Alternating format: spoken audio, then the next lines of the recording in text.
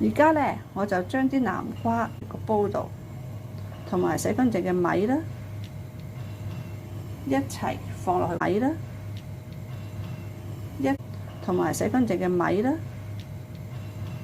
一齊放落去煲嗰度，咗落去個煲度，同埋洗乾淨嘅米啦，一齊放落去煲嗰度，滾水放，要滾水放嘅。